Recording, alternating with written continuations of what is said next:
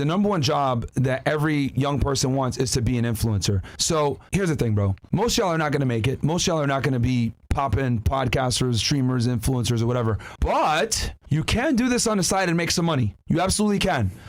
With a small platform. There's guys that have small platforms that are still able to monetize and make a couple thousand a month and be able to kind of substantiate their current income. Guys, me and Bill saw a guy in the airport. What's his name? Camp Dad? Bush Camp Dad. Bush Camp Dad. Yep. He's a streamer that camps all day on gaming streams, like Call of Duty. He'll camp, wait for people, and then kill them. Fortnite, whatever.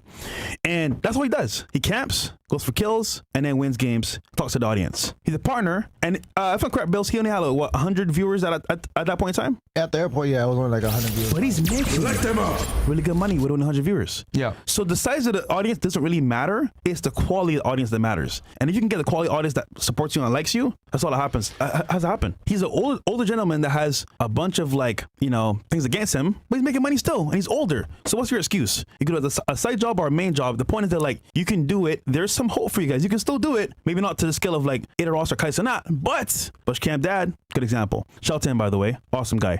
But yeah, we'll cover some steps here for you guys to follow. 8 things you can do to make money online for social media platforms. But let's do the first clip as well. So number one is going to be clip farming, right? So guys, if you're a creator on, let's say you're on YouTube, Rumble, Twitch, people need to find you either by clips, shorts, or clip farming to be specific, which means you're going to have to put content out there that's going to trigger people, rage bait, or a sensational title to people click your video and they say, oh wait, he streams on this platform, I'll go check him out.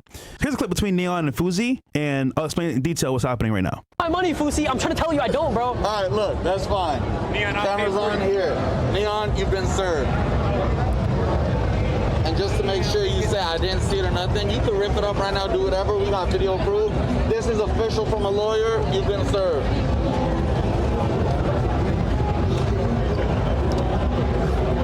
That's fine. I'll see you in court. That's fine. I'll see you in court. I'll see you in court. I'll see you in court. Bet. That's it. Save that paper. Save it. I'll send it to your dad if you need to. Let me know. Mr. Rafiq, you're deep in! I'm deep in. Boo! You got served, Neon. This is official. Swear to God, wallahi, you're served. What do you serve him with? I'll see you in court, brother. Court streams. I'll see you in court, brother. Have a great day. All right. I'll see you in court. Who got the better lawyer? Let's see. I got the Indian lawyers. I'll see. On my life. My money, Fuzi. I'm trying to tell I you. got the better lawyer. So, chat, he got served, right? Dr. B84 says he got served. He got served, right? Right, guys? Yep. Yeah. Guess what? What? He didn't. Oh, yeah, of course. Clip farming. See, this is an example of having a clip go viral or go somewhat viral off of you creating a situation that's sensational or crazy out of the moment. So Fuzi and Neon go back in the day, of course. They're not the best of friends, but they're still cool. But it's nothing more than clip farming. It's not even real. So if you're a creator, right? Yes, you may call it fake news, whatever, but it works because as a creator, if you can create drama, create a clip that makes you say, wait, did this really happen? Or this can't be happening for real. That right there drives views to your channel. And that's an example of it because we thought it was real, but it wasn't. We were there.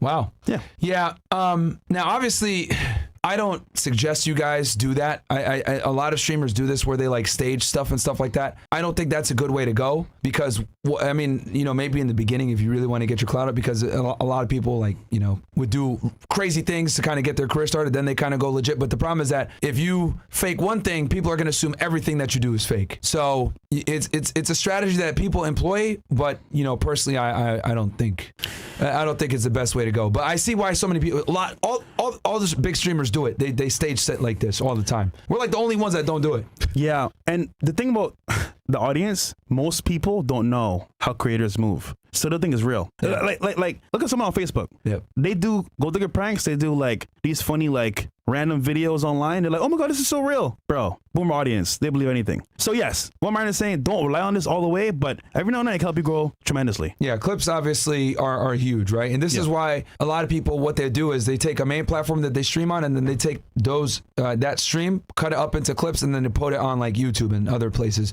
Twitter, etc. Yep. So and the clips, guys, is a huge thing. It really helps you with growing your stuff. Right now, we haven't been posting on YouTube that much as far as streams go, but our views are way up now because we're focusing on just hammering it with clips and shorts, right? So and it helps with because a clip has a way better chance of getting out there and going viral, which will bring back attention and eyeballs to your main streaming platform, if that makes sense. Yeah. So it's a good way to go about things, guys. And especially now with the way the TikTok attention span that we have nowadays, where people don't have the same attention span as they used to have 10, 20 years ago. People want to be able to watch stuff in like, under 2 minutes, preferably a couple of seconds. This is why do you think TikTok exploded in popularity? You can ask anyone about their favorite creator or creator that they watch. What did they see mostly? Clips. Like, for example, oh, you watch a podcast, brother? Which episode you watch? Oh, I saw a clip. That's what they I saw a always short. say. Got you. Yeah. It's fine. You know? Yeah.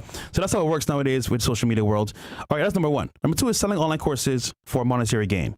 Now, people give it a bad rap because they say, oh, you're a scammer if you sell online courses, or you're like a fake guru. But understand that, like, with a small audience that needs value, you can create that for them pretty easily by focusing on a skill that you learned or a source of thing that you, for example, a job skill, maybe like you know about like plumbing more than anybody else. Whatever your skill is that you can master and put into a book or a product for somebody, you sell to your audience. And by default, if you're adding value to people, guess what happens? Yo, you want to do plumbing? You want to do XYZ? He does that. So word of mouth goes rapidly because they're saying, okay, this person is specialized in this area of expertise. Let's go to him for help. So that's how it works for selling courses online. But everyone does it though. Yeah. And guys, you don't have to have a huge audience to monetize. I mean, I remember make a good amount of money. I mean, John from Modern Life Dating, I remember when I met him, he only had a couple thousand subscribers, but when he was doing course launches, he was making, $50,000 to $100,000 a month. And I was like, holy shit, but he was able to monetize a small audience because he sold directly to them. He had something that they wanted, which was, being able to be more attractive and get girls. And he had this course and he put it out and he would be able to monetize his audience. And this is what a lot of people do is they sell courses. And the thing with selling courses, obviously, it's the good, there's good and bad, right? Because the good is you're able to directly monetize and you're able to sell a product and, be able to generate revenue. The negative is, people are gonna, when you do it long enough, you're gonna get a fake guru thing. And there's no way to avoid it. If you look at all the people that are the top marketers, whether it's Tai Lopez, Grant Cardone, whatever it may be, people always call them guru scammers. And there's gonna be a YouTube, if you want to get big enough, there's gonna be YouTube channels talking shit, saying that you're a fake guru or whatever. And that's kind of what comes with the territory. But if you give your people value, man, do what you gotta do. But you gotta be really good at what you do if you're gonna do a course. It's gotta be highly specific and you gotta be damn near a world-renowned expert on it if you're going to do that. Otherwise, why are they going to go to you? They're going to go to other people. Look at it as what millionaires do to make money. They create a service or product people want or need. They sell it and they make money. Same thing with courses. But as a creator, you're doing it for your audience specifically to gain value, to add value. So that's pretty much what it is, like what Myron said. And a matter of fact, since we're on this topic, you could do it two different ways. You can have it with like a subscription service, kind of like how we're doing it with Castle Club Premium for you guys, or you can do it with like a one-time sale with a course. That's number three, basically. Okay, my bad. Go ahead, segue. Go ahead. So yeah. So number three is adding a sub-service to your platform, like Castle Club Premium, Castle Club itself. And all you're doing is you're creating a community where people thrive and talk to each other, but you're adding value to them directly right there and then. And really, matter of fact, let me harp on this. Yeah. Guys, if you make content that is what I consider volatile, you cover geopolitics, you're right wing. You cover social issues from a right-wing perspective. You talk about you're critical of certain isms, if you guys know what I'm saying. If you make content that could be deemed as like bigoted content, you absolutely need some kind of subscription paywall, guys. And take it from us, guys. As people that have been demonetized and we figured out kind of how to monetize, even being like making content that is considered risky or whatever it may be, you definitely want some kind of subscription service with a platform that isn't going to take your shit away. That is so important, guys. So whether it's your own website, your own subscription service, it is critical that you have something where you have a subscription-based model if you're a creator that makes content that is considered controversial. Because the thing is with a lot of these tech companies and a lot of these platforms, guys, let's just face it, they're all left-leaning. So if you have any type of conservative viewpoints, you are significantly at more risk to be demonetized, deplatformed, etc. It is what it is.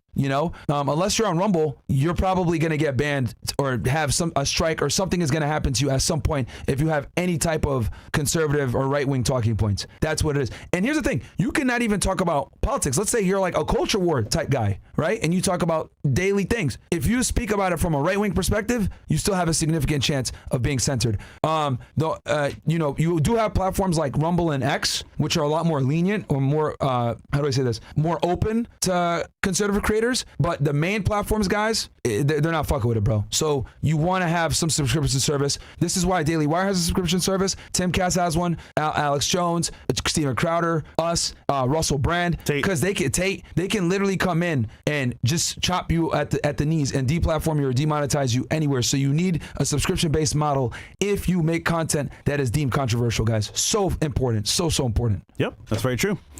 Okay, number 4 is going to be it's a funny one here. Affiliate marketing. So a lot of people make content and either they don't have a big audience or they have a smaller base, which obviously means. So when it comes to growing your audience, right? People have a smaller base at the very beginning. Obviously, you want to grow your audience as fast as possible, but it's not always going to be your own efforts.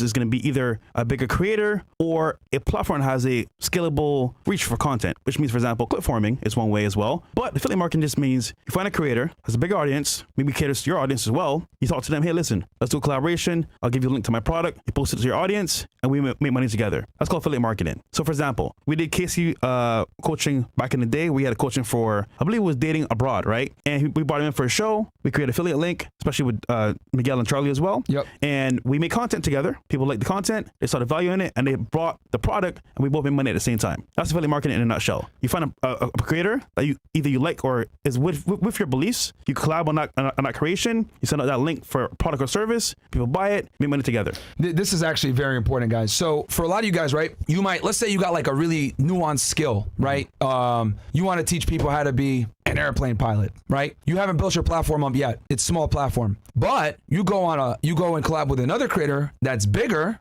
right? A way that you can incentivize a collaboration so that you can pitch your course to their audience that's already established is you give them 50-50, you give them 60-40, 70-30, give them a favorable split. So they will go ahead and make money off of you coming on and they'll platform you because you kill 2 birds, 1 stone. One, you get exposure because some people that watch you are going to be like, oh, this guy's interesting. I'm going to sub to this channel. And then also you're able to get your course out in front of more people. So affiliate marketing, guys, is a fantastic way to like make money if you have a smaller platform. And again, my buddy John from Model Life Dating did this really well. He would go on multiple other channels, right? At the time, it was like red pill channels that were similarly aligned in views, like you stated before. And he would pitch his dating course on there and he'd give everybody a percentage. And that would incentivize people to promote the course, work with him, etc. And he was able to get out in front of more eyeballs, people that bought the course, liked the course, and then they would come in and be supporters of him as well. Or let's say they don't buy the course, they at least will like the value that you offer when you come on the show, because what ends up happening, guys, is, you know, Gary Vaynerchuk, right? Is Gary V, right? Yeah, Gary V. He always has this thing, jab, jab, jab, cross, right? Hook, sorry. Jab, jab, jab, hook. And what that means is value, value, value, proposition. Value, value, value, proposition. So when you come on someone's thing, you come in and you give a bunch of free value so that you can illustrate yourself as an expert at what you do. Yeah. Then it's going to be a lot easier for you to sell. You tell them the what, you tell them some of the how, but you sell the real 1, 2, 3, 4, 5 how to, right? So that's what you got to do if you're a smaller channel, smaller creator, etc., and you have a product you want to sell. Affiliate marketing is fucking awesome for you because it lets you promote your stuff in front of a bigger audience while simultaneously helping you build an audience and build authority and credibility. Good point. Actually, you'd be surprised, guys. Yo, like the goddamn video. Some value here. You ain't gonna get this nowhere else. Yeah. Like the video. Nope. A lot of creators that are pretty big in the space don't make a lot of money. So if you come to them with a proposition of adding value and money to them directly, they'll be like, you know what? All right, I got a million subs, but no traction for making money. Let's make some money together. You'd be surprised. They got a bunch of subs, but making no money or barely any at all. But you can come in items for real value, small base. Actually, MLD is a good example. He came into the Shout out to space. him. We'll be in Tokyo too, by the way, guys. We're gonna do something with him in Japan pretty soon. He has like he just built. You're gonna do a FreshandFit Tokyo. He came into the space with a small fan base and added value with affiliate marketing, courses, and advice. He collabed with some big creators and he became a millionaire doing these same things we were listing here in front of you. With a small audience, guys. Small audience. With a very small audience. You don't always need a million subs. All you need is a good audience base that you can expand on and add value, pretty much. Yeah, and if you really know what you're doing, guys, you can sell it. But affiliate marketing is huge, guys. Like, I can't stress this, especially for the smaller guys out there. Like, you can really use this to like run it up and make a bunch of money, and also convey authority while you do it. The big thing though, guys, with affiliate marketing is you don't want to be too salesy, right? A lot of people like to hard pitch. Focus on giving a lot of value, then make your proposition. I think that's very important too, because a lot of people do this high pressure sales tactics techniques, which I guess can work, but what's going to happen is you'll make sales doing that, being aggressive, but people are going to like consider you like like a they're going to challenge your integrity. You're going to lose a little bit of credibility when you do that. So you don't want to force the sale. You want to give the value. Hey guys, by the way, selling a course, whatever, but doing it a bit more nonchalant. The high pressure sales tactic does work, especially when you're dealing with the person in person, but you don't want to come off as too salesy because people get annoyed by that because everyone has a course to sell. So you don't want to you don't want to fall in the same category as everybody else. Yep, that's correct. Number 5, become a creator or influencer. Now, you're probably wondering, why wasn't this number 1? And it's because this takes time, guys. I don't care who you are as a person, individual. If you want to make money or even provide a service or product to somebody online, you need to know what your core value is going to be. It could be maybe making funny videos online, maybe IRL streams, maybe doing like dating videos, money videos, whatever that is to you, it takes time to understand what that is. Once you figure it out though, the question is, how do you monetize this to make money online and add value at the same time? Because guys, whether you're a creator today or a creator tomorrow, you need money to survive in this world.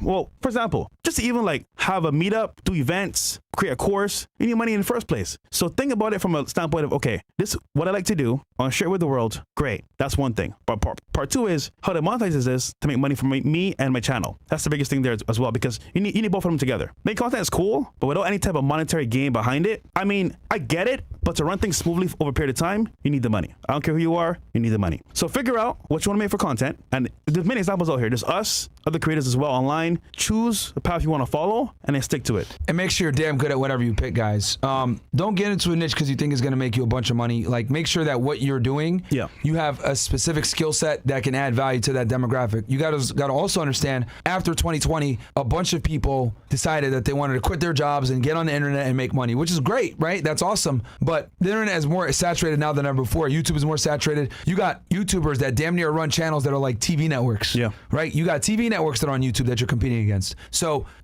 it's very important to be able to stick out and have a skill set that other people don't necessarily have in a very good niche and be good at that niche. So also, the other thing I'll warn you guys about is censorship is real, okay? If you're going to go ahead and talk about certain topics like we do, be prepared to have backups and backup ways to make money. That's also very important, especially if you're going to get into anything that, challenges the status quo, right? If I was going to give advice to like an influencer, I would tell them, hey, start out with something that's safe. Making money, comedy, fashion, some crap like that, fitness. These are all very safe genres that are not going to put you in precarious situations financially where you'll get banned. Now, if you're risk averse and you want to go ahead and get involved in, some of the topics that we might talk about or other people, just understand that there's a very high likelihood that you can get your platforms destroyed before you even get big. So, something to just keep in mind. Okay, good point. What's the next clip, Bills? Which announcing the bans will be more transparent. Let's do that one real quick. Speaking of bans and censorship, this was brought up during the actual TwitchCon, where they're announcing they're going to be more transparent about their bans and explaining why you're getting banned, reason for reason. So here it is real quick. They can tell you what the ban's for, and you get like a meter telling you when it's going to come off of your record for that ban. Wait, what? So you get like a notification what the ban is, and you get like a timer telling you how long the ban is going to be there for and when it goes away completely. Okay, so that kind of features extreme violence or whatever. Okay. And you can also appeal it as well. Is that from a video game? Yeah. Wait, you could get banned for having gore in a video game? That's an example, but I don't know, bro. Dude, Twitch is very I mean, there are some crazy video games. Yeah. I don't think you could go into the strip club. They're very careful. Or you I'll say gotta that. put a like adult. You gotta put. Well, how many strikes do you need to get banned on Twitch? Well, they can ban like you 5 off rip. This is just an example. Look, yeah, I see 5 there. No, but Neon got banned right away. They could just ban you because they want to ban you. So this is kind of cool, but at the same time, it's kind of like, Yeah, it doesn't matter. Yeah. Not really. Okay. But it's a cool feature if they're going to play, But I don't know. Yeah, at least you could kind of know somewhat. But yeah. And here's the other thing too, guys, with these like companies, man, their terms of, I know you guys should know this as well. Like their terms of service, guys, whether it's YouTube, Twitch, etc., it's always ambiguously written, and that's by design. And the reason why is because it allows them to reserve the right to just get rid of you for any reason. So you got to be careful, man. Especially like I said before, when you make content that is considered controversial, this is just what happens, unfortunately. Well, it is their platform, so yeah. So they're gonna write the terms of service in a way where they're able to always go back to it and find something that you did because the terms of service are written in a nebulous manner. So that's open to interpretation. I look at it as this is their house. You're playing in their house to make money, and they have rules to follow. If you don't follow the rules, you're out. Simple as that. Okay, cool. What's the next clip, Bills? We can even. All right. Oh no, yeah, play it please if you don't mind. One sec here, guys. It's coming up. Speaking of our community guidelines, we want our rules to be easy to follow, and we want you to be able to learn from your mistakes. Pause real quick. We don't want you This is the CEO of Twitch, by the way. to be living in fear of getting banned for something small. So we're making a few updates soon. First, we're is going that to shirt? be giving you more clarity about violations. Some of their merch. So later this year, we'll begin sharing an excerpt of chat if the violation occurred in chat. And then early next year, we'll begin providing a clip of violations that happened during a live stream or VOD, so you can see exactly what happened. We're providing this information so that you can see what you did, what policies were violated, and if you feel our decision was incorrect, you can appeal. Now, let's get to strikes. As you all know, currently strikes last forever, and there is confusion on how partners and non-partners are treated. We've seen that the permanent strikes are a big problem for streamers who have been streaming for a long pause. time. Fresh, after this, let's explain to them what a Twitch affiliate and a partner is. Cool. The difference. Yeah. So yeah, go ahead. They could be banned for small infractions.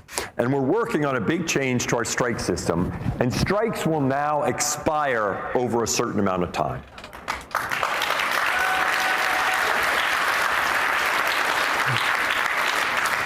So then you can learn from your mistake and move forward from it and leave it in the past as you evolve what you do on stream. So these changes seek to improve clarity about our enforcements and reduce the risk that streamers lose their livelihood for low severity infractions, especially if they occurred a long time ago in their streaming journey. So connection and engagement are essential to building strong community. That's true on stream, but it's also true when it comes to Twitch and our streamers. All right, that's it. All right, so yeah, can you explain to them?